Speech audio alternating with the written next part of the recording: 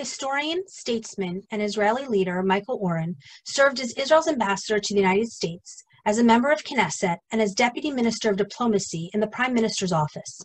A graduate of Princeton and Columbia, he has taught at Harvard, Yale, and Georgetown.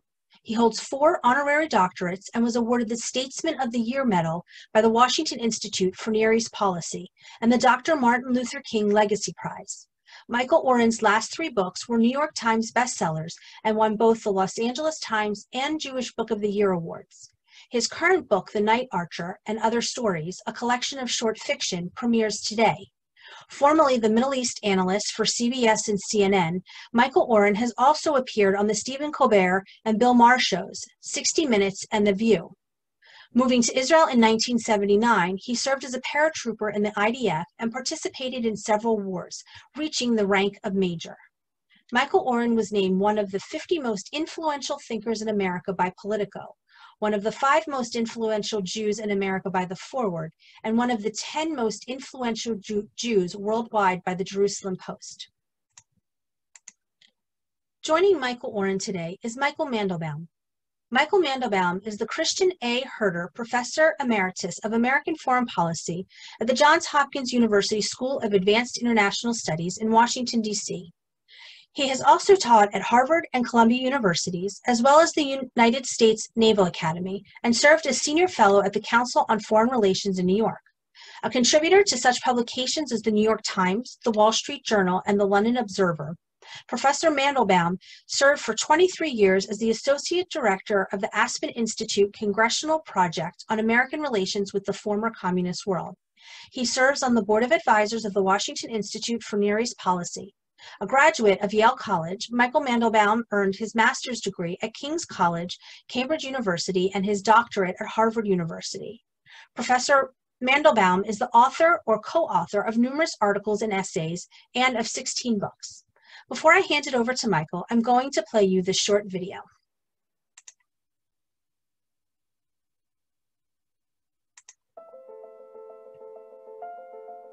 Writing makes me feel alive. Writing for me is freedom. As a writer, I can be anything, be anywhere, at any time in history that I want to. I'm Michael Oren. I'm an historian, a diplomat, and I am a writer. Whatever I was doing in life, whether I was in politics or diplomacy or writing history, teaching in a university, every day I begin the same way. Early in the morning, I sit in front of a computer and I write. The Night Archer is different than just about any other collection of short stories by one author. There are over 50 short stories in this book, and each one is completely different. My book is a journey. It's a journey to passion, to mystery, to spirituality, and to love. Join me on this journey. I promise you, it will be an adventure. Thank you. Now please welcome Michael Mandelbaum and Michael Oren.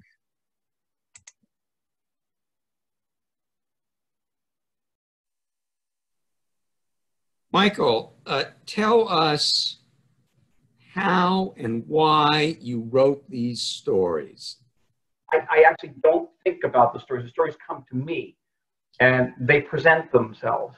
And my first reaction to almost every idea I have is one of disbelief. The story will present itself and I'll say, oh no, that's too outlandish. I can't possibly write.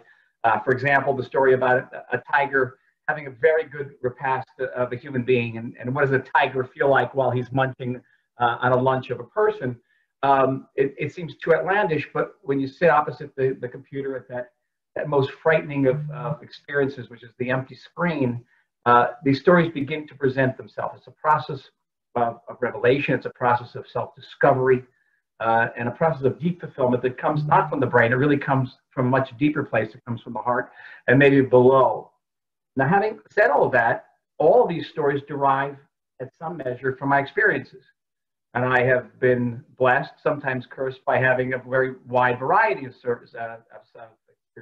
I mentioned some of them in academia, as you know, in government, in politics, in war, as a father, a son, a grandfather, a husband. All of these experiences are deeply impactful to these stories.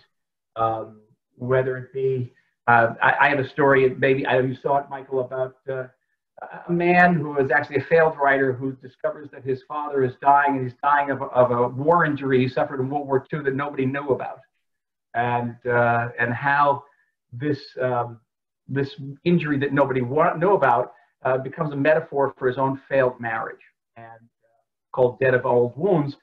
Why I mention this, I know what it is to be a struggling writer, but more also, my father landed on Normandy Beach.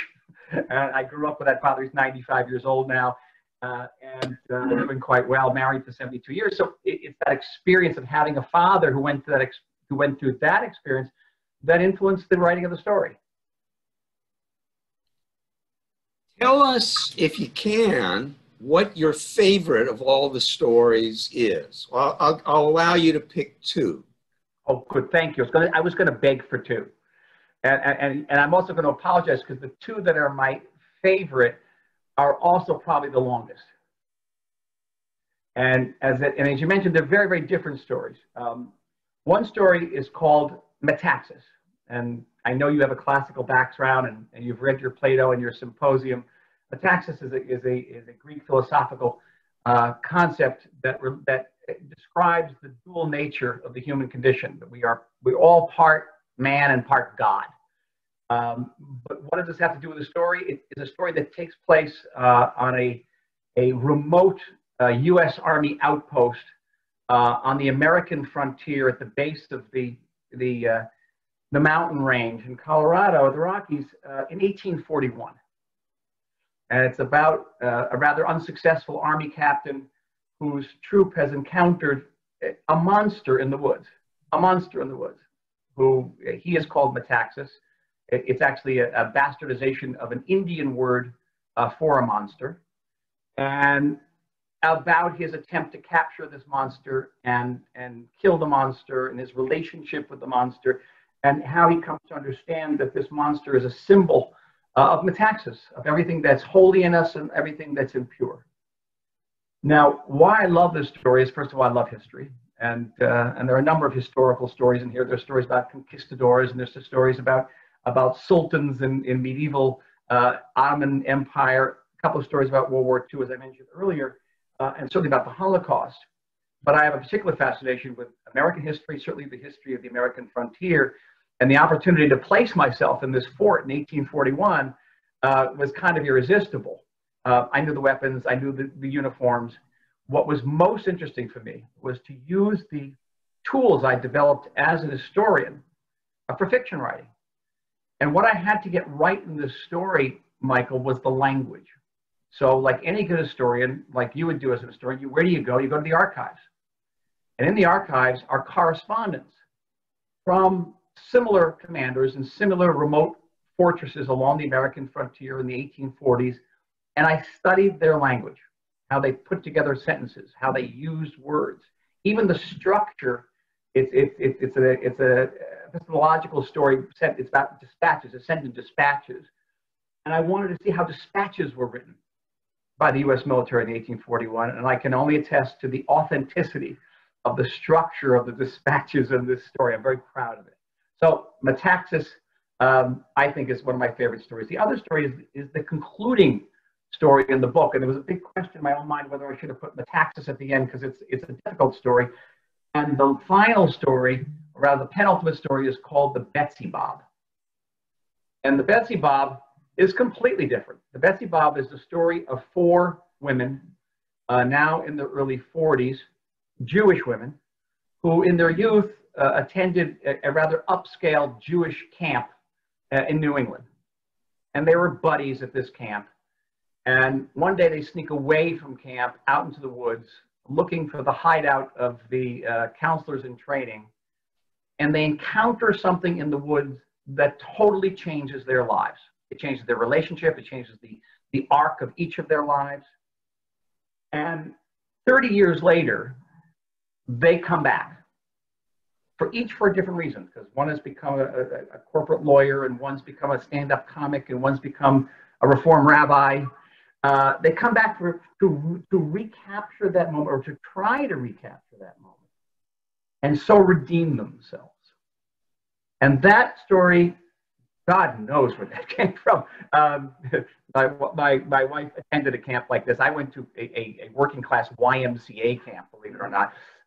Didn't do me no harm. But so I had to learn about this camp from her.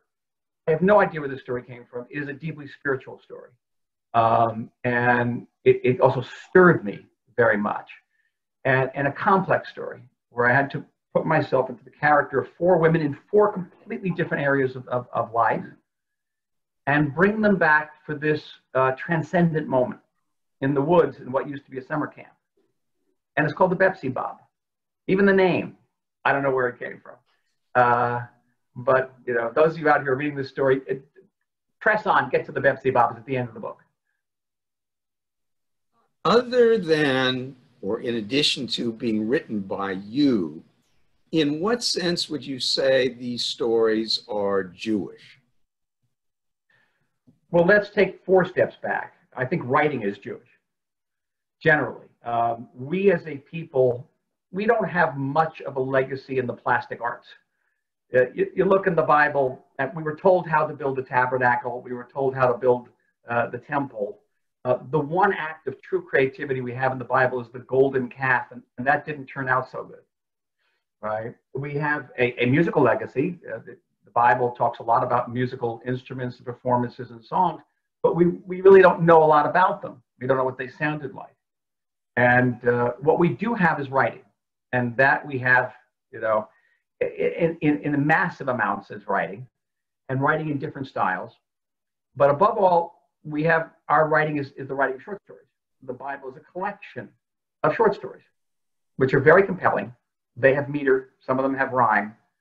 They are disciplined. So that, in that way, this is our greatest legacy. It's writing, and particularly the writing of short fiction.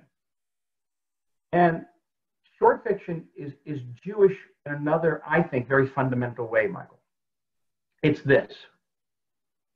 I mentioned, and you saw in this little film that Suzanne was good enough to show, that writing for me is freedom.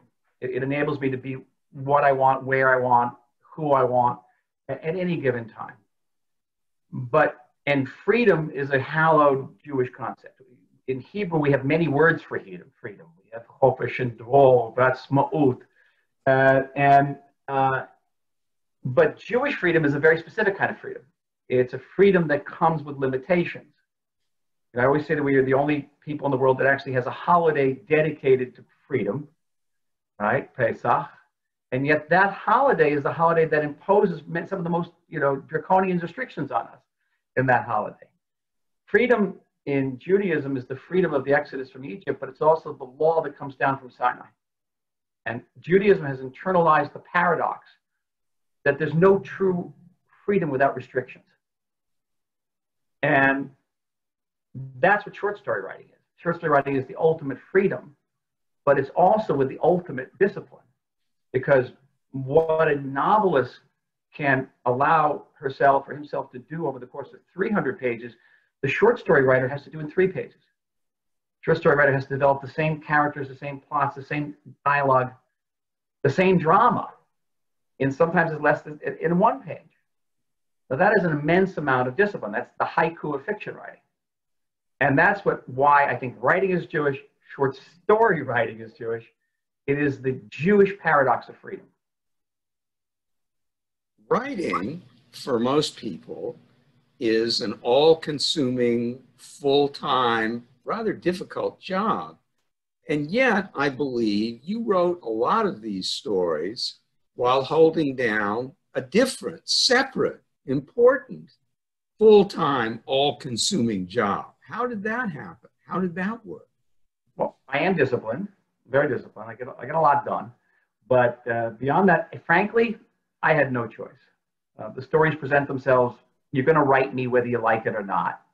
And if I don't write it, I will simply, begin to deteriorate and fall apart in various ways. So I actually have to write it. And it's interesting. The writing for me is, as I mentioned before, a very deep and spiritual experience. I almost have no memory of it after I'm finished writing. And I can only write for about at maximum 2 hours. That is the most I can write. And then I'm completely spent. And I know exactly the word I have to stop on. Sometimes it's hard because I want to keep going, but I know I shouldn't. And this type of writing I can only do early in the morning, in those crisp, sort of rarefied hours of the morning when the sun just barely has come up. And it is a type of meditation. You've written, as Suzanne reminded us, 3 prize-winning works of nonfiction. What's the difference between writing fiction and writing nonfiction for you? Well, one really comes from the head. One is very cerebral, and in the nonfiction, I actually have to think about. I think about an argument. As you know, we exchange op-eds every week. So I had an op-ed in the CNN this week, and CBS in NBC this week, and these are about the Iran nuclear deal, or about the peace process, what's happening with Israel and the UAE. Maybe we'll get to that later. These are thought pieces in the full sense of the word. I think about them. I think through law arguments, and I put them down.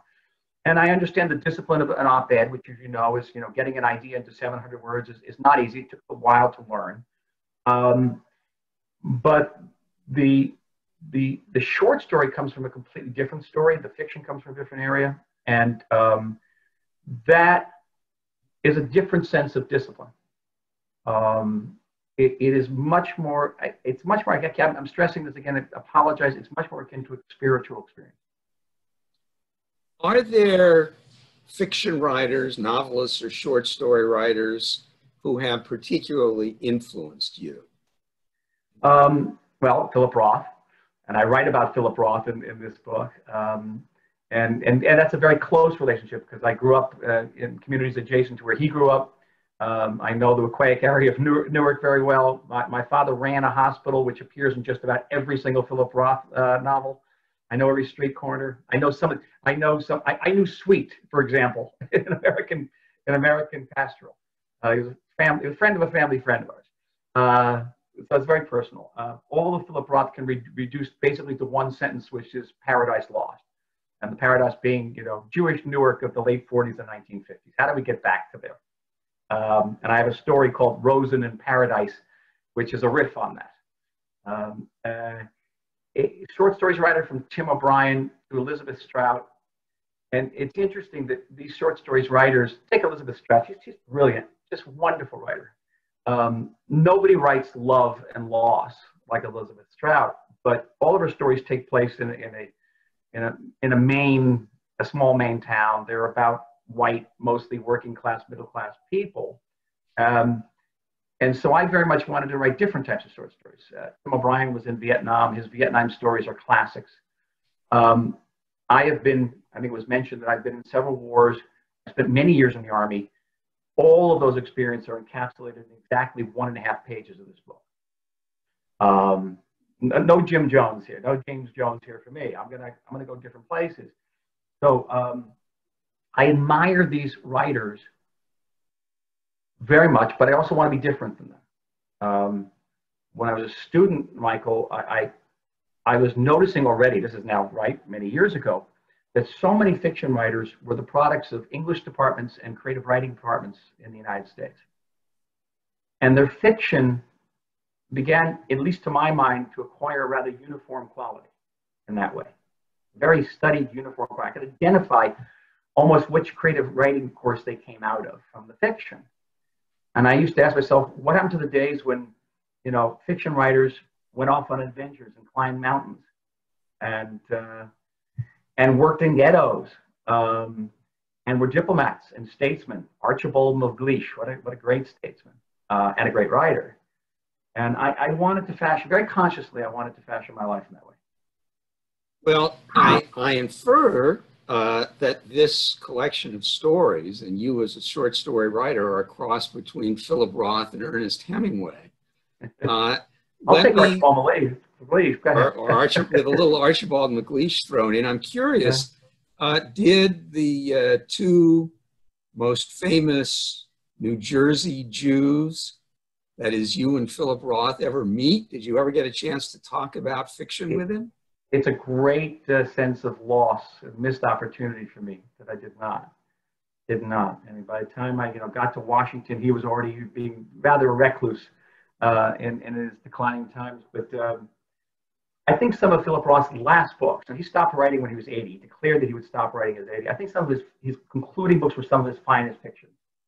And one of my favorite books of all times is Nemesis, about a polio outbreak in Newark, which, by the way, never took place. It's an imaginary outbreak, but it's an exquisite book.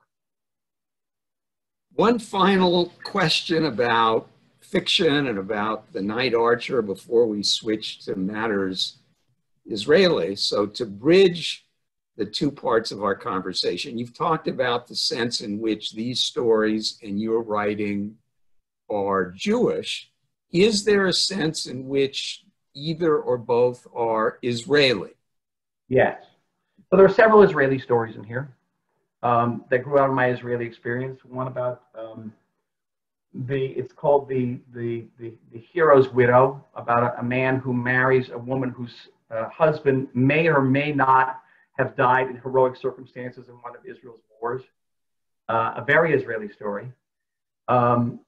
There's a story which is truly an interface with my diplomatic and political experience.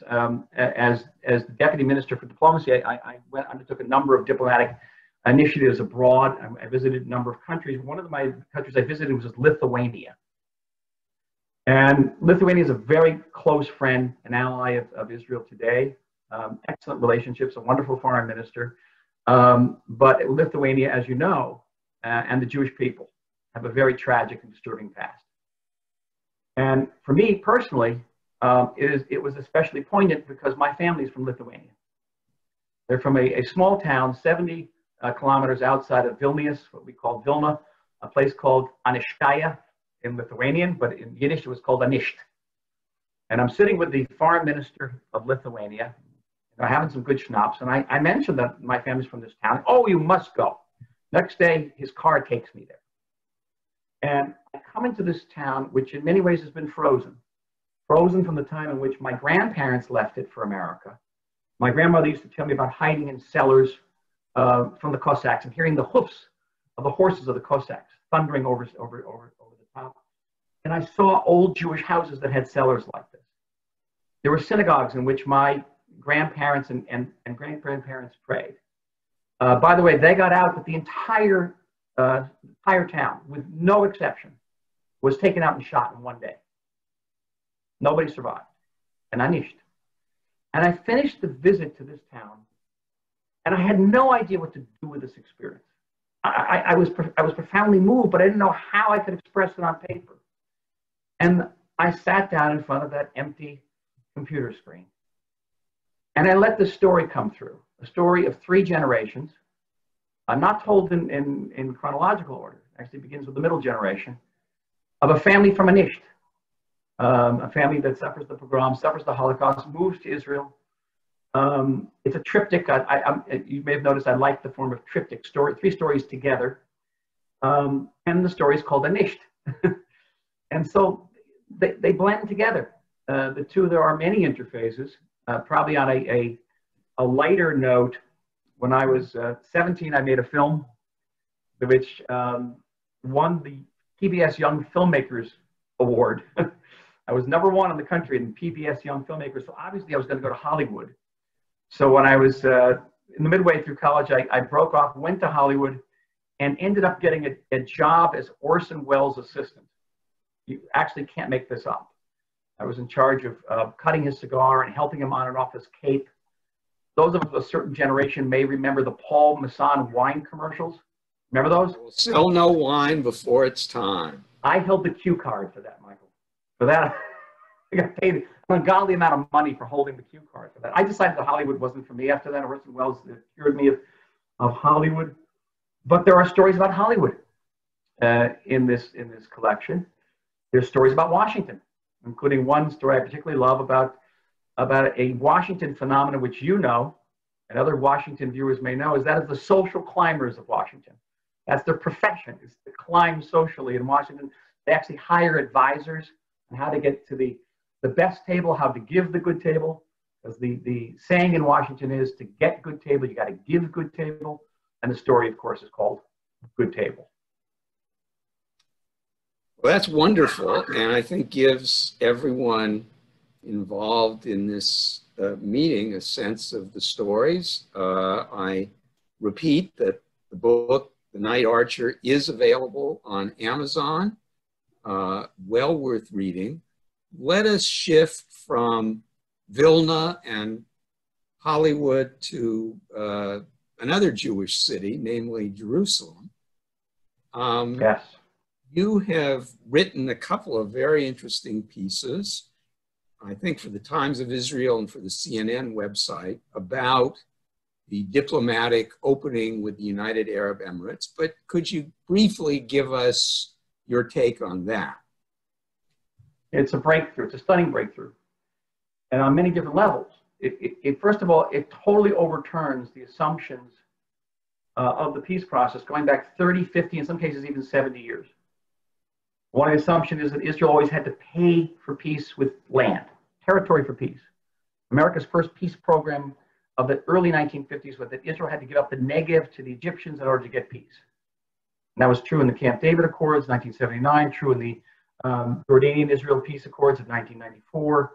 And it was certainly the assumption of the Israeli-Palestinian peace process beginning with Oslo in 1993. Completely overturned. Israel got peace and didn't give up a millimeter. The other assumption was that the core of all Middle Eastern conflicts is the Israeli-Arab conflict. The core of the Israeli-Arab conflict is the Israeli-Palestinian conflict. And the core of the Israeli-Palestinian conflict are the settlements and Israel's building in East Jerusalem. All completely disproved by the UAE-Israel peace treaty. Obviously not the core conflict. We should have known that after 2011 and the Arab Spring. Obviously not the settlements. We ripped up 21 settlements from Gaza in 2005, and we didn't get peace. We got thousands of rockets. Obviously, an Arab country, and a very important Arab country, is able to make peace with us without any significant progress on the Palestinian front. All wrong. It also overturned the assumption that the Palestinians have to be incentivized to stay at the table. They have to actually be incentivized when they leave the table. Because every time they left the table, beginning with the Clinton administration, they got a prize. They got an embassy in Washington. They got recognized by 135 countries in the world. They got money, lots of money for aid. And along comes this move and says, listen, you don't join the table, you're out. You're going to get punished. You're not going to get rewarded. So that was all of this was hugely important in completely changing the way we look at the peace process and undermining the assumptions of a very vast peace industry in the United States and Europe, which is the think tanks and the universities, the media, which had subscribed to all of these assumptions basically as holy writ. It also showed that you cannot, as in the past, seek a reconciliation between the United States and Iran, and in the same breath seek Israeli-Arab peace. They may be compatible from an American perspective, but from a Middle Eastern perspective, they're completely contradictory. Because why would Israel make peace when the United States is actually reconciling and giving money and legitimacy to the country that wants to destroy it? Why would Sunni Arabs want to do that? Why would they want to make peace at a time when they're feeling not more secure, but less secure? And we have to acknowledge the fact that the UAE-Israel peace, in many ways, it owes to American diplomacy, an American diplomacy that sought to bring Arabs and Israelis closer through peace. It failed. It brought them closer, but through mutual opposition to American policies toward Iran. And that's a lesson. First of all, since both former Vice President Biden and President Trump are talking about reopening negotiations with Iran. You can't do that in the same breath and seek peace. Just can't do it. So these are important lessons to learn. The most important thing beyond all that is our ability to establish an open strategic alliance against Iran and our ability to wed with a D. The most innovative country in the world with one of the wealthiest countries in the world, which could, I believe, prove transformative, not just for us in the Middle East, but I think for the entire world. Let's take both of the subjects that you've introduced here, namely Israeli diplomacy in the Middle East and Iran. Let's take them in sequence. First, what do you think comes next with Israel's relations with the Arab world? Well, I always say I'm an historian. I have enough problems to, predicting the past. You know that one? You're also a I would diplomat. assume, from my own context, with leaders in these countries, I would assume that the Bahrainis would follow, the Omanis will follow, perhaps the Sudanese. Much will depend on the success, particularly of our business relationships. I think if other Arab countries see that this is that we are prospering, that this is profitable, this relationship, they will actually not be able to sit on the side. And if the Palestinians keep on rejecting peace overtures, they'll get increasingly frustrated, these Arab leaders. My hope is that twin processes will occur. One is that, yes, this relationship will prove profitable and other Arab countries will join, but also that the Palestinians will internalize that the game has changed, that time is no longer on their side, that they will not get rewarded for leaving the table. On the contrary, they're going to get punished. And I would not be a bit surprised, Michael, if in the next couple of weeks we're going to see intimations of a Palestinian willingness to return to the negotiating table. On Iran, where do you see things now? What is the status of the Iran problem that Israel faces and that the rest of the Middle East faces as well? And this goes back to an article I published some months ago in The Atlantic called "The Coming Middle Eastern War," which answered this question precisely. And that is this: Iran aspires to be the regional hegemon. There's only one real obstacle to realizing that vision, and I'm sitting in it. And the Iranians, not to mix my metaphors, they know how to play multi-tiered chess. They actually invented the game. And they're going to move to realize that vision through several different strata. One is a nuclear program. With this nuclear deal that enables them to retain their nuclear infrastructure, to develop more rapid centrifuges, a intercontinental ballistic system that can carry nuclear warheads. When the nuclear deal expires, they will have all this and they will be able to produce enough enriched uranium for 100 bombs very, very quickly. But that's only one level of the chessboard. The other chessboard is surrounding Israel with tens and tens of thousands of rockets in the hands of proxies. So 150,000 rockets in the hands of Hezbollah, thousands and thousands of rockets in the hands of Hamas and Islamic Jihad in Gaza, in the hands of Shiite militias in Iraq, in the hands of pro-Iranian militias in Yemen. We are surrounded almost on all sides by these rockets, and should Israel try to prevent Iran from acquiring a nuclear weapon, we will be pummeled. And some of these rockets are advanced rockets that can paralyze us, which is why we are attacking in Syria all the time, including last night.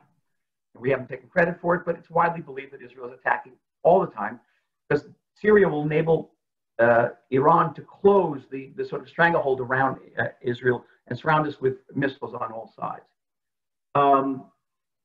So this is the Iranian dream, and it was working pretty well until the Trump administration, which withdrew from the Iran nuclear deal, reimposed sanctions, threw the Iranian economy into a tailspin, and upset their timetable.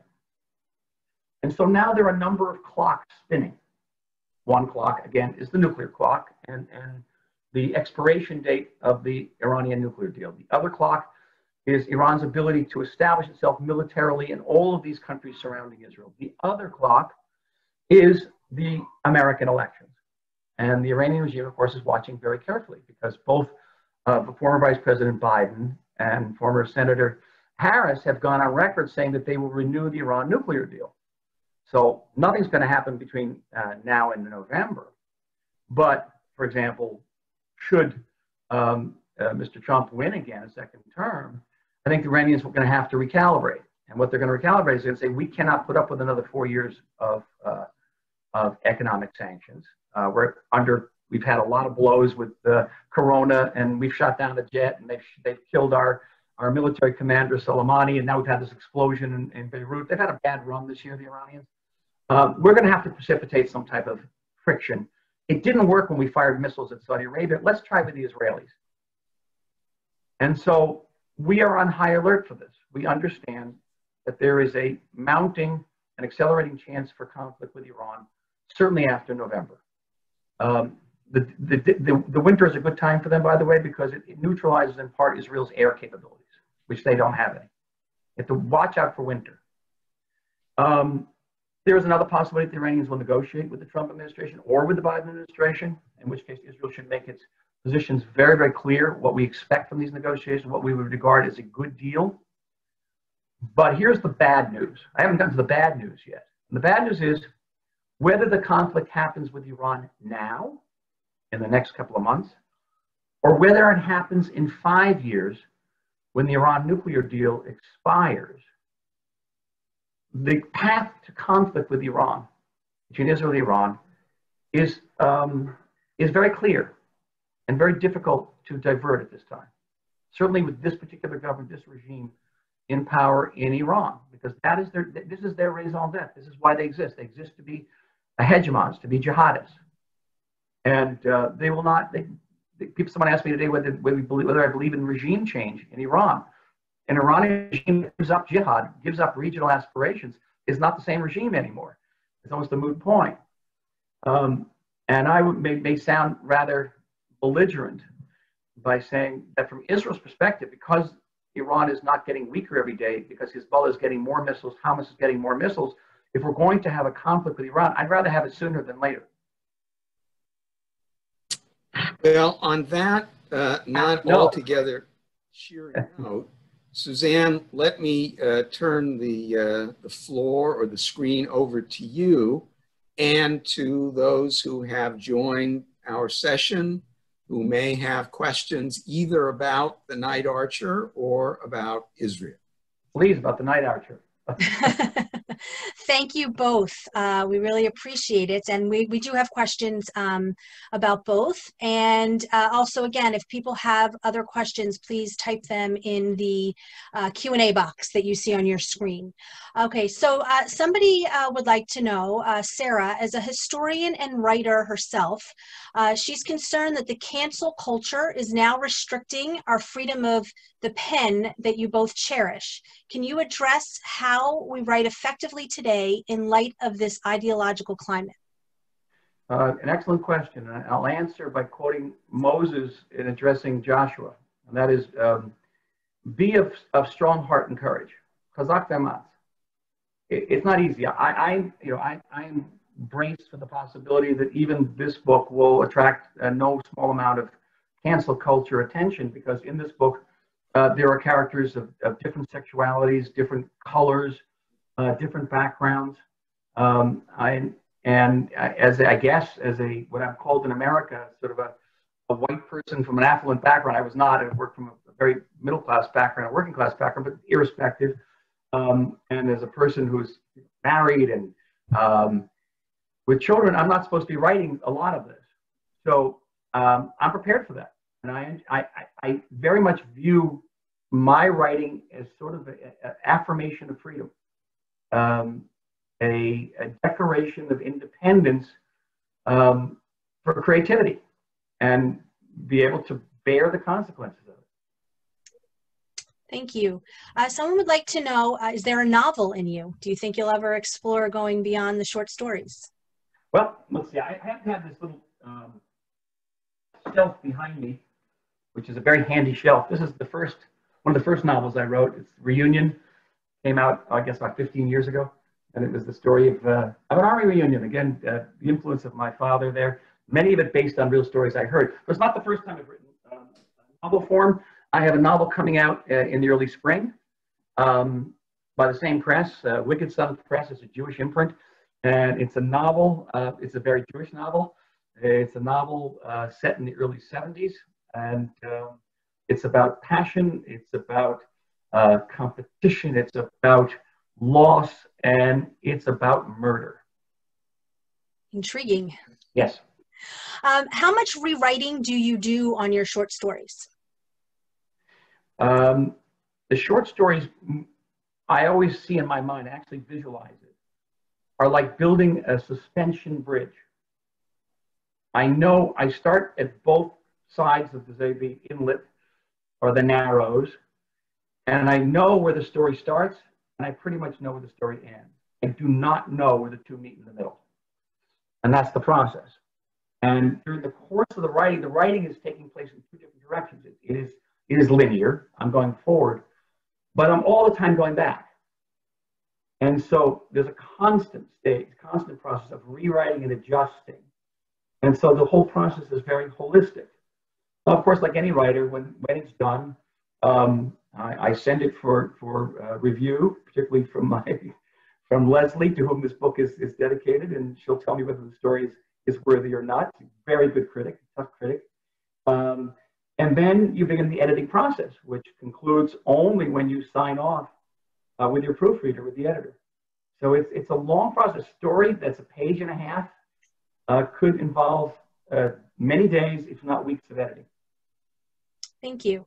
Okay, we're going to move over to questions about Israel. Someone said that they heard in a webinar recently that a Palestinian speaker demanded decolonization before peace would be expected, and that she wouldn't define what it is.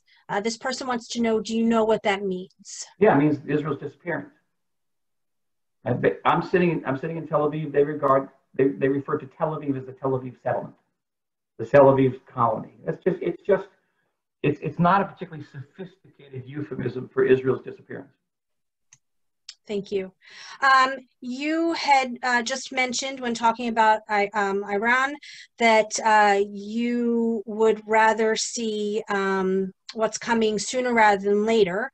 So someone would like to know, is it better is Trump or Biden a better supporter of Israel with this? So I know the former vice president very well. I worked very closely with him. I know Senator Harris, and I bet I accompanied her to Israel. Of the Democratic field, it's hard for me to say that I picked, two Democratic figures who are more pro-Israel. I say this unequivocally. Particularly Joe Biden, who's of the generation where he still has what we used to call Israel in his heart. And it's an interesting concept. And he does. His first meeting as a young senator was with Golda Meir in 1973. So he goes way back. Both the Democratic candidates have gone on record saying they would never use U.S. aid to Israel as leveraging against Israel, as a way of, say, arm twisting Israel. But, and this is the big but, there will be policy differences. There'll be policy differences on the Palestinian front. My working assumption is that if elected, President Biden will jettison the Trump peace plan and go back to the Obama and Clinton parameters, which from an Israeli perspective, I think also from a Palestinian perspective, are unworkable, but they'll go back. He will not restore the U.S. embassy from Jerusalem to Tel Aviv, but he will reopen the Palestinian embassy in Washington. He will renew U.S. aid to important key Palestinian agencies like UNRWA. He will condemn Israeli settlement building in Judea, Samaria, the West Bank, and East Jerusalem in the way the Trump administration has it. The biggest policy difference, however, will be on the Iran nuclear deal. And both former Vice President Biden and Senator Harris have gone on record saying they'll renew the deal. And this is not a political issue for us. This is a strategic issue. This is a matter of the security of our families and our children and our grandchildren. And that is not open to partisan debate in the United States, and we will make our feelings known about it, and because we have to. It's a matter of no choice. If Trump gets a second term, he's also gone on record saying he wants to negotiate with the Iranians, I mentioned earlier. And so, there's no saying that the Iranian issue won't come up again as a major issue in the U.S.-Israel relationship.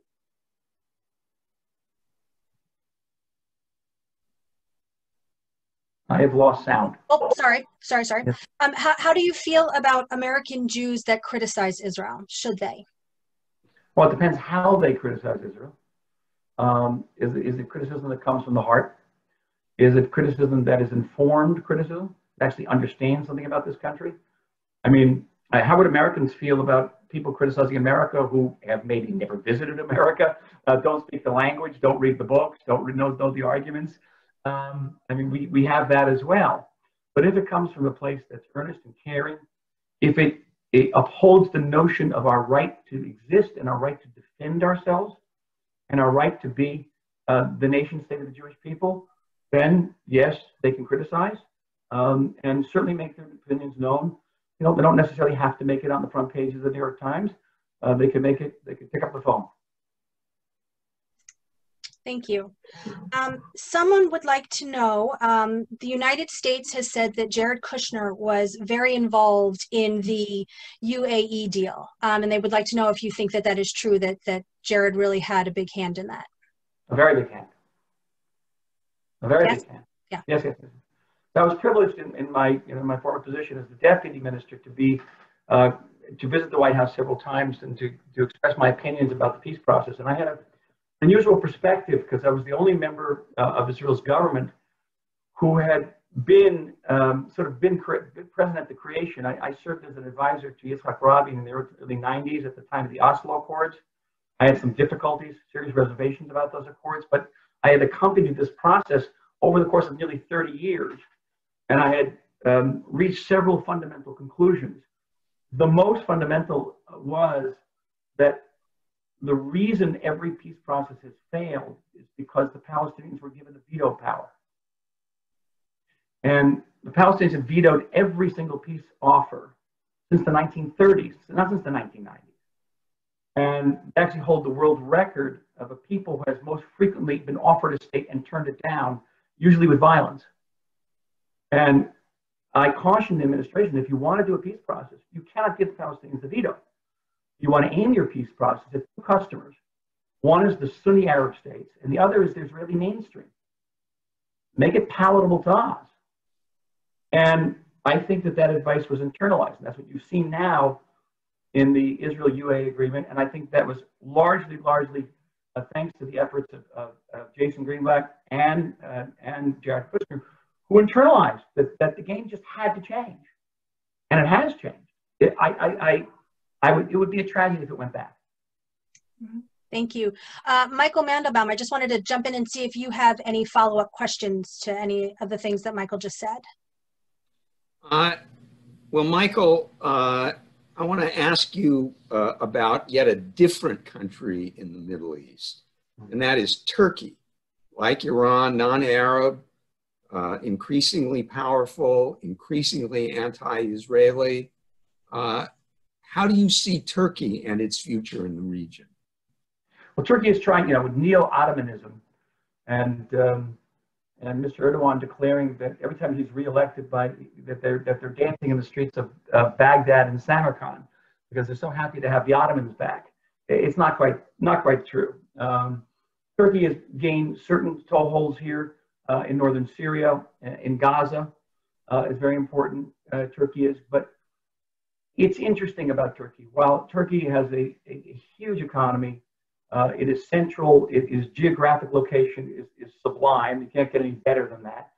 Striding these continents, and we all need it. The U.S. military needs Turkey. Having said all that, Turkey punches much below its weight in the Middle East.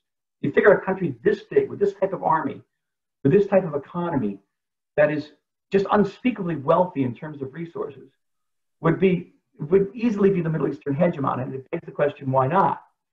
And one of the reasons is that it has an army that doesn't trust the government, and the government doesn't trust the army. That's one reason. And the other reason is, frankly, people don't have very fond memories of the Ottoman Empire, and they're not nostalgic for the Ottomans in any way. I can't think of anybody who's nostalgic for the Ottomans. And so the Turks have been left with very small toeholds. And if it weren't for the American withdrawal from Syria, they wouldn't be there either. Let me ask about a subject that we haven't covered, but I think is of general interest, and that is Israeli domestic politics. How long is this government going to last, and what comes next? How long do we have of the webinar? There's been a lot of prognostication about, we're going to go to elections, we're going to go to a fourth round of elections. I don't think so.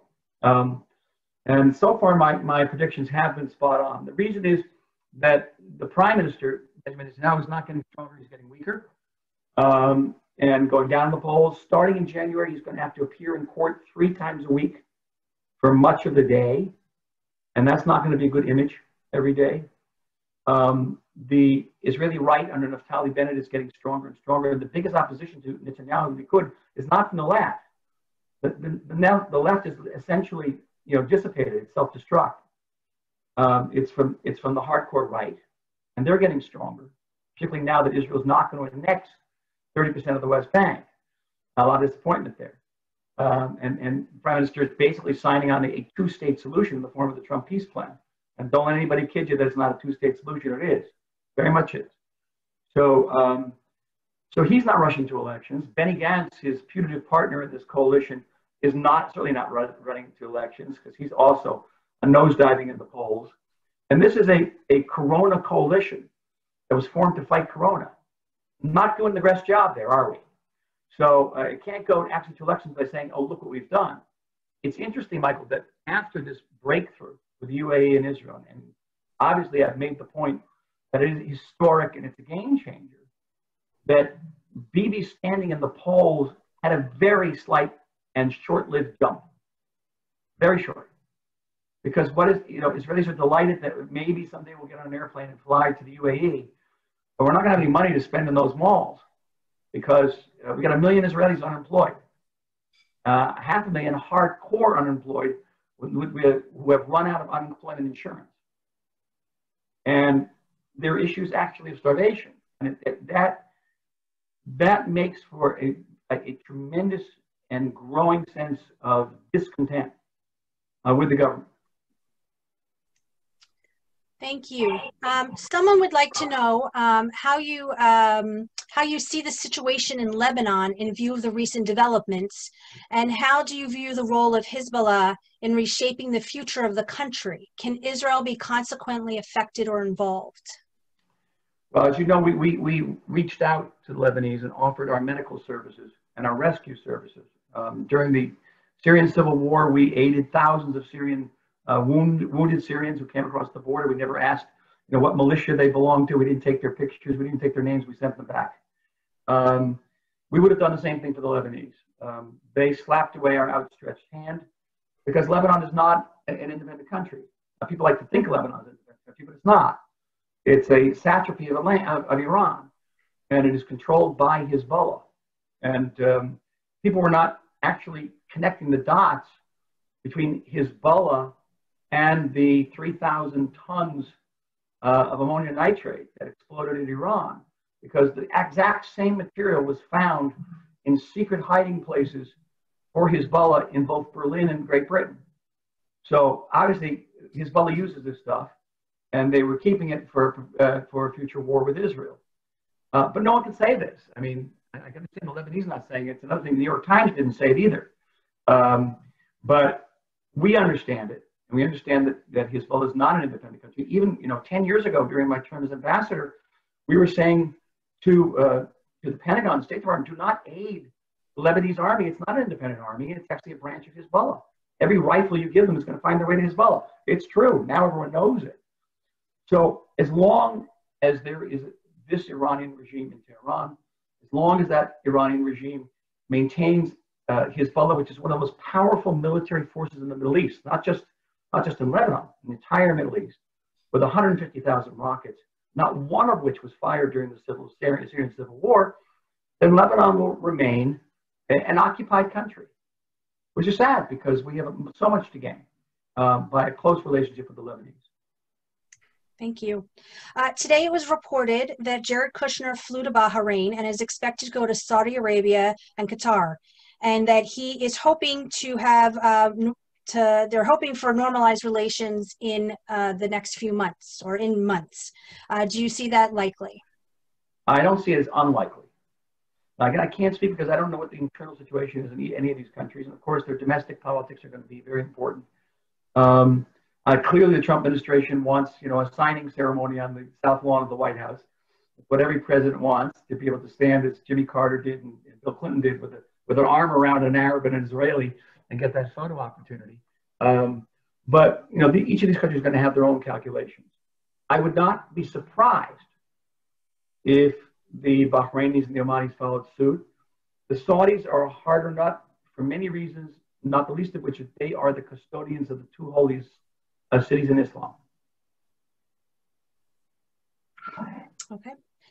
And we only really have time for one more question, but someone would like to know if you plan to get back into politics at any time.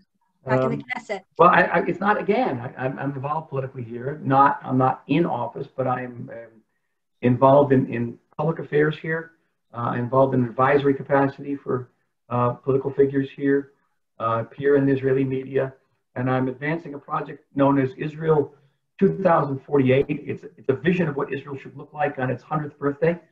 It's every aspect of Israel: social policy, educational policy, health policy, defense, relationship with American Jewry diaspora, and it is a manifesto that I've written and is now serving as a basis for discussions, which we hold on Zoom. And to me, this is political activism of the first order. Wonderful. Unfortunately, that's all the time we have today. Thank you very much, Michael Mandelbaum, for participating and having this conversation with Michael. Michael Oren, thank you. Thank you so much for sharing your book with us, telling us a little bit about it and the writing process, as well as informing us of the situation in Israel currently. Thank you, everybody, for joining us. If you enjoyed this program, we hope you will go to momentmag.com and provide a donation so that we can continue doing programs like this. Also encourage you to go to amazon.com and purchase Michael's book. And we look forward to seeing you next time. Thank you, everyone. Thank you. Thank you all. Take care.